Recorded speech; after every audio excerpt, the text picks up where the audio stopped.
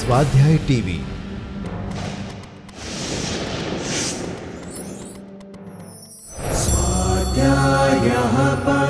Doctor Baba Saheb Ambedkar open university.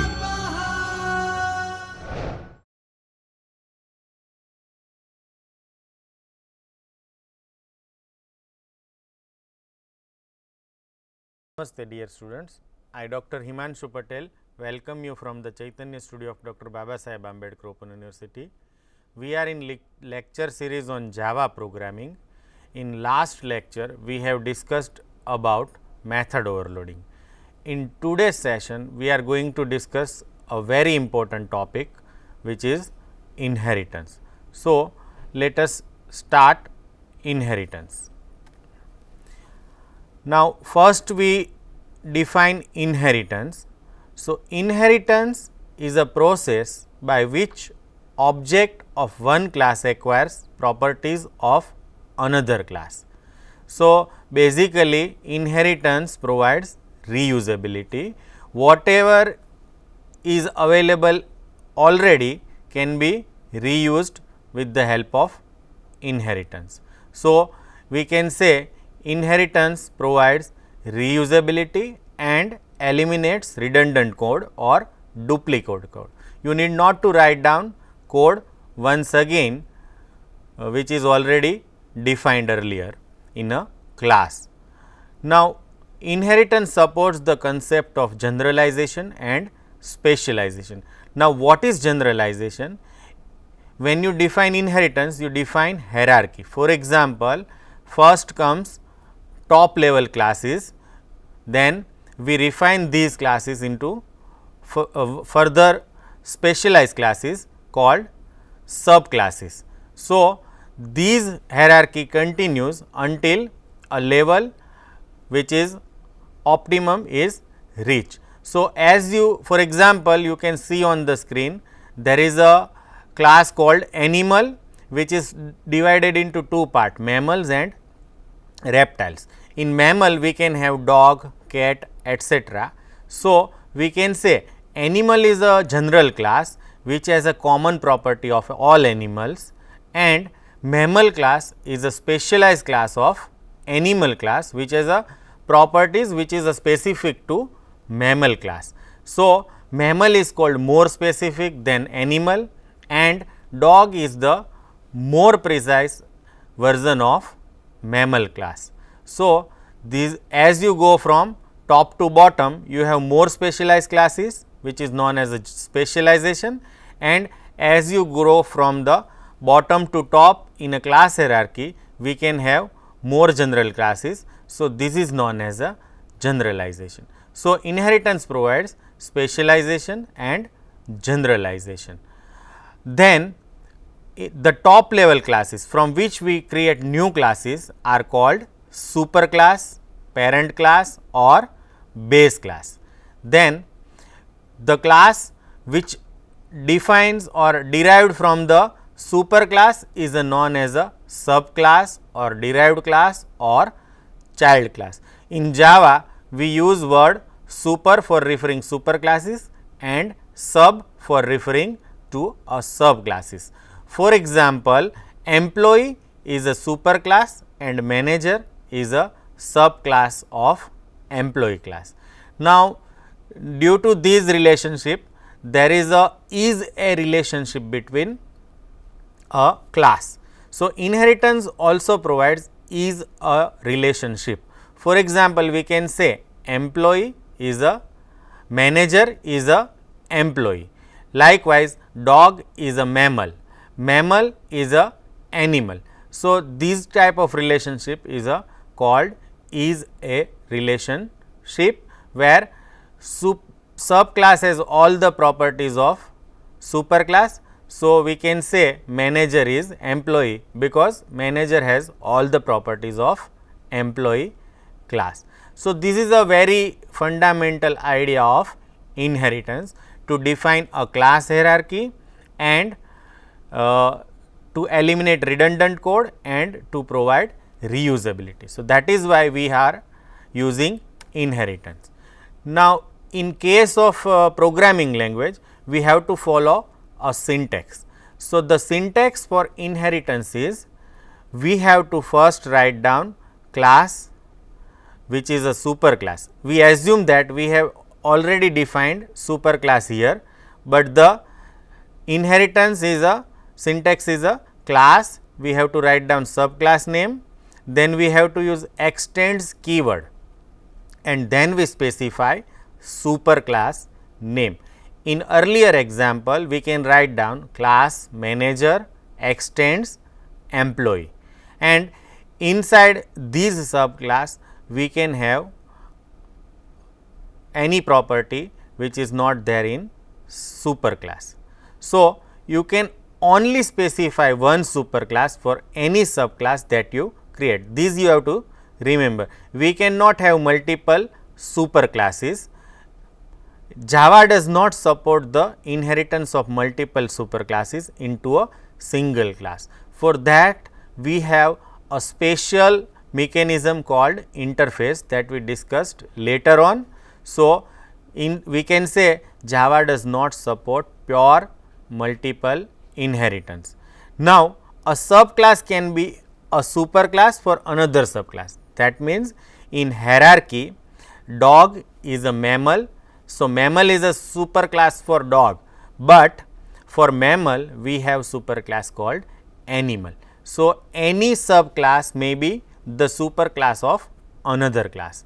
So, this is how we can define inheritance. Now, what type of inheritance supported by Java? So, first on screen you can see a single inheritance. Single inheritance we can define like a inheritance in which only one superclass is there and only one subclass is there. So, this is known as a single inheritance in which only one subclass inherits a superclass. Then we can have multi-level inheritance. This is like grandfather, father and child relationship.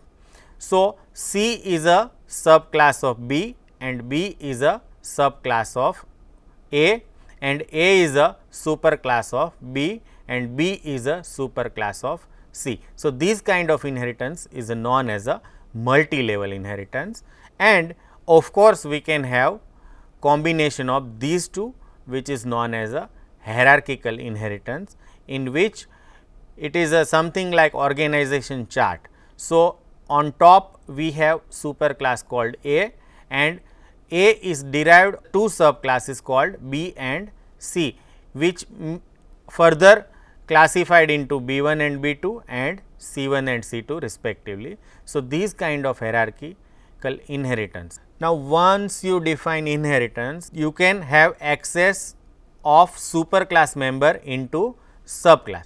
Now, what you have to remember is that a class member that has been declared as private will remain private to its class. That means, you can access member of superclass inside subclass, but you never access superclass member which are declared as a private in a subclass. Then it is not accessible by any code outside its class. Its name, it suggests itself that it is a private, and a superclass variable can reference a subclass object. So, this is a relationship between inheritance classes. Now, we take one practical example so that you can understand better. Here the class employee is a superclass. So, it may have its own methods and fields, and we define one class called manager which extends employee. That means, for example, every employee has a name, department, designation and grade. So, these common properties can be defined inside employee, and manager may get extra property which is not there in employee. So, subclass have more functionality than their superclasses. So, manager may add other attributes and methods for which is a specific for manager only. So, you have to add method and field which is not there in employee because it is already there. And remember, all employee private data cannot be accessed by manager also. So, this you have to remember. So, this is an example how we specify inheritance. Now, we earlier discussed constructor. Constructors are used to initialize data of a class. Now, what will happen when you define a constructor in inheritance hierarchy? So, in class hierarchy, constructors are called in order of derivation or inheritance from superclass to subclass. For example, I have defined a class A as a superclass and B as a subclass. Now, when I create object of B, obviously it calls its own constructor which is defined inside class B, but before that it also called constructor of class A, because as I mentioned earlier, constructor are called in order of inheritance. For example, there is a class A, B and C. We take example in multi-level inheritance. So, when I create object of C, it will automatically call constructor of A, then B and then C. So, this is how constructor are called when you define inheritance. Now, generally the default constructor is called, but you can call specific constructor using keyword super that we discussed next. Super keyword is used for two purposes. It is not only used to call constructor of a base class or super class, but it is also used to access member of super class, which may be method or it may be instance variable. Inside subclass, you can access member of super class using super keyword. You can also access without super keyword. So, why there is need for super? That you might have question in your mind that why I need to use super. So, why we need to use super? When you define same member inside superclass and subclass. So, at that time to differentiate between these two, we can use super. So, a subclass can call a constructor method defined by its superclass by using the super. The syntax is shown on screen, super, and then you have to specify which constructor you want to call by specifying parameter list. So, parameter list specifies any parameter needed by the constructor in the superclass. In superclass, there may be more than one constructor available. So, you want to call which constructor that defines by these parameters. From any of the constructor, you can call particular constructor by specifying parameter. In subclass constructor, the very first statement must be super, otherwise it will show compiler error. So, that you have to remember while you are using a super class. Now, another use is to access member of a super class, which may be method or instant variable. Now, suppose that inside super class we have instance variable A, and inside subclass we have also instance variable with name A. So, at that time by default it use subclass object use its own instance variable. So, you cannot use a super class instance variable. So, in that case A just mention its own A in subclass, and super dot A refers to A which is available in super class. So, the usage of super class to access member is super dot member, which may be method or instance variable. Now, it is most applicable in situation in which member names of subclass hides members by the same name in the superclass. I can use method define inside superclass inside subclass. Now, what will happen if both the method names are same?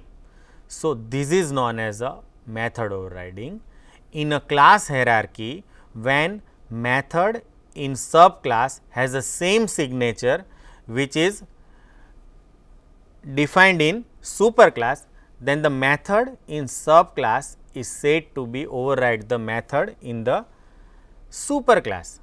Now, when an overridden method is called, from within a subclass, it will always refer to the version of that method defined by the subclass. Now, suppose I have a method name get inside superclass and method name get with same signature inside subclass. So, when I create object of a subclass, it always refers to its own method rather than its superclass method.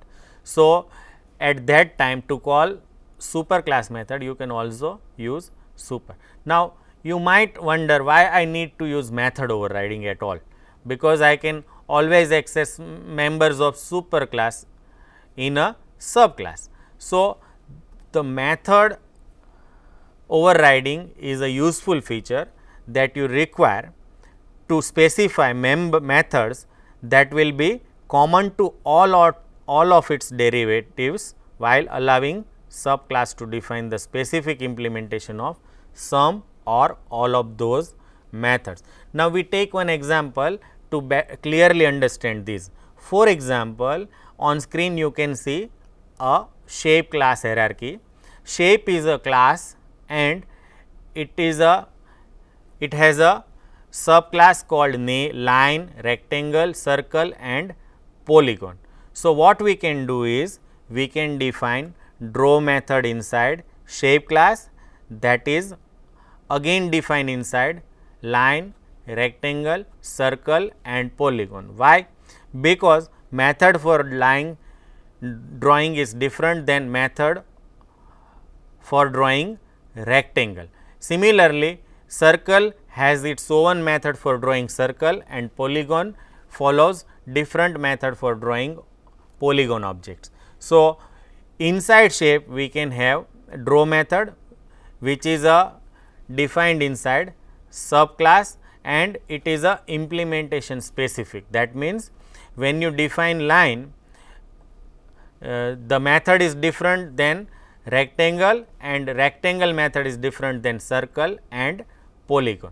What is the advantage is that we can call these all draw methods by one object of superclass called shape. Using shape object, we can call draw method of line, draw method of rectangle, draw method of circle and draw method of polygon also. Now, this is known as a dynamic method dispatch in Java. So, dynamic method dispatch is the mechanism by which a call to an overridden method is resolved at runtime rather than compile time. Dynamic method dispatch is important because this is how Java implements runtime polymorphism. Now, suppose I create line object and call draw method, then which draw method is called its own draw method, and when I create rectangle object, which draw method is called? When you call draw method, it obviously call its own drawing method.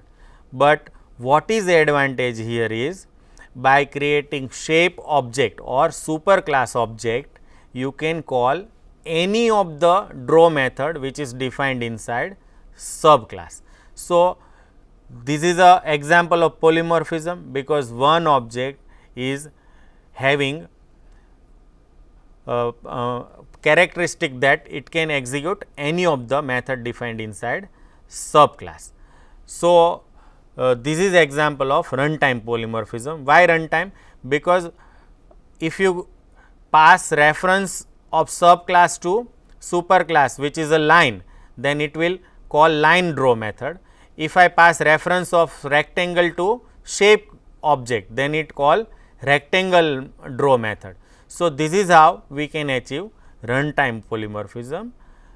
So, this is a important aspect in Java.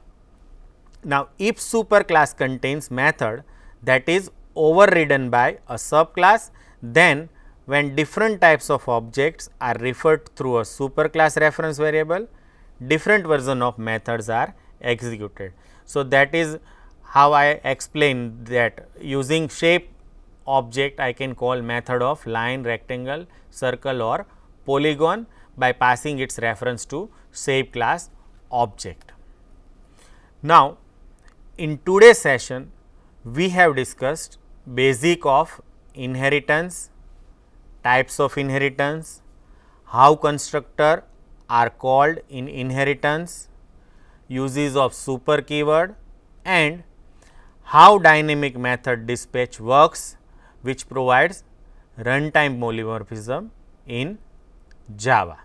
Now, we create one simple inheritance in NetBeans, so that you can understand basic syntax of inheritance. So, let us write down code for implementing inheritance inside NetBeans project. So, here is my project with name inheritance 1, and it is a blank project. Inside default package, I am creating one class, and my class name is simple inheritance, and then I press finish.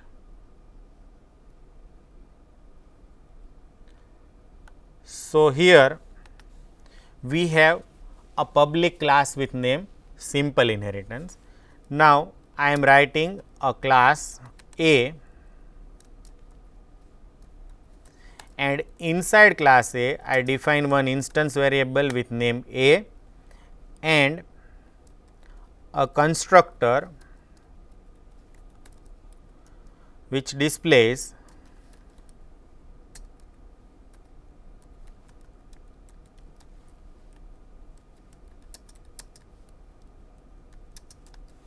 this is super class. Now, to display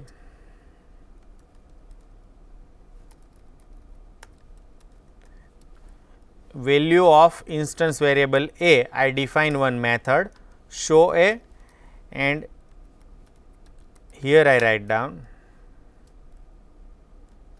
A is, and then value of instance variable A. Now, I define a constructor which initialize these A by x. So, this is how super class is defined. Now, I want to extend this super class inside class B. So, I write down class B extends A. So, now we can say B is a subclass of class A. Now, what does it mean? It means I can access these A inside B, these constructors and method as if they are members of class B.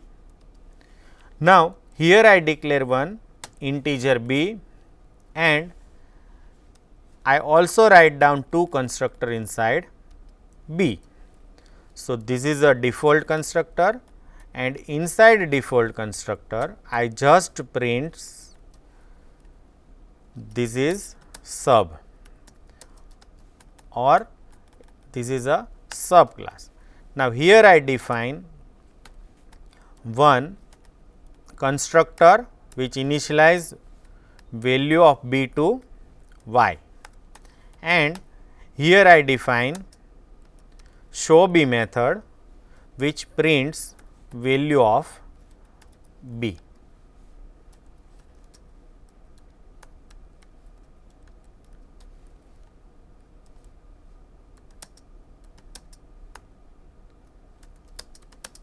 B is, and then value of B. So, now I have a super class A with one instance variable, two constructor and one method, and I have a subclass B of super class A which has also one instance variable, two constructor and one normal method. Now, inside these class I define main class as a main class. So, I define main method inside this. So, public static void main is defined inside this class. So, it becomes main class. Now, here I define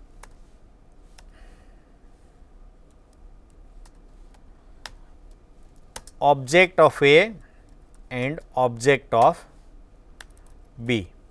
Now, here I write down, I create instance of A object as a new A, and here I create instance of B object. Now, I simply run this program. Now, can you say what will be the output? In theory, we discussed that when particular object is created, its constructor is called. So, when I create these object A, it calls these constructor. So, what will be the output? This is a super. Now, when you create subclass object, the constructors are called in order of inheritance. So, B is derived from A. So, first it will call super class constructor, and by default super class default constructor is called. So, it will print this is super, and then its call its O1 default constructor, which prints this is sub. So, my output is, now to differentiate between these two output, I just draw a line, so that you can better understand first output and second output. And here I write down println. So, they are printed in separate line.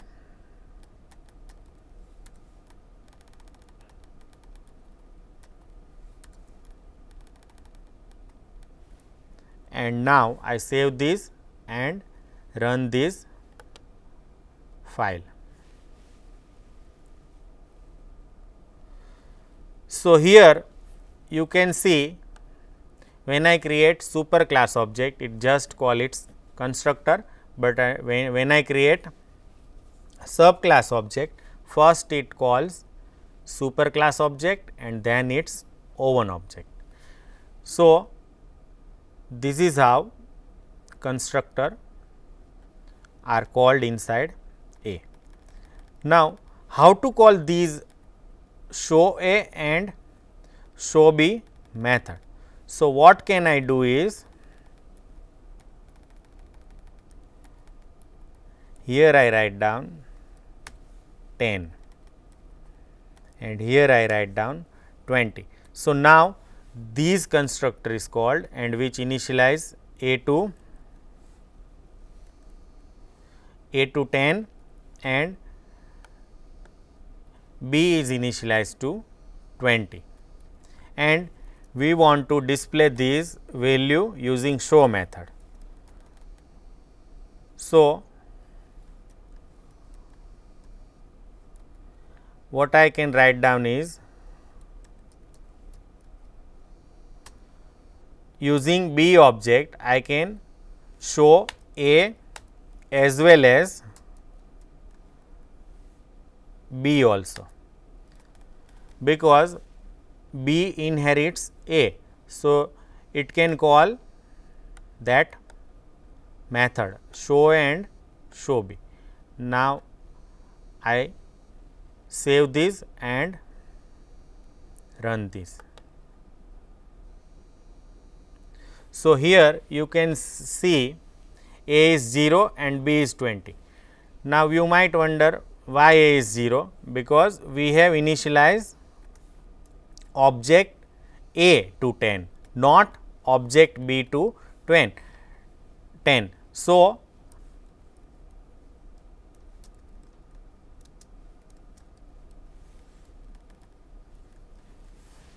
now I save this file and run this program again. So, now A is 10 and B is 20. But what will happen if these A is private?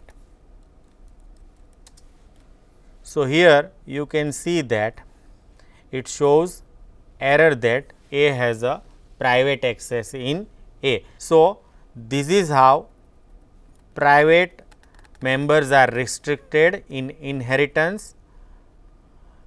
So, in today's session we have write down a simple program which demonstrate various aspects of inheritance, its syntax, and how constructors are called when you write down inheritance. In next session we will write down more examples as a program, so that you can better understand inheritance. I hope you enjoyed this session. Thank you and happy learning.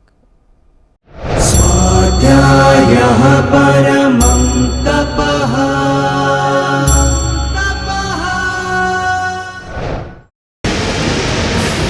स्वाध्याय TV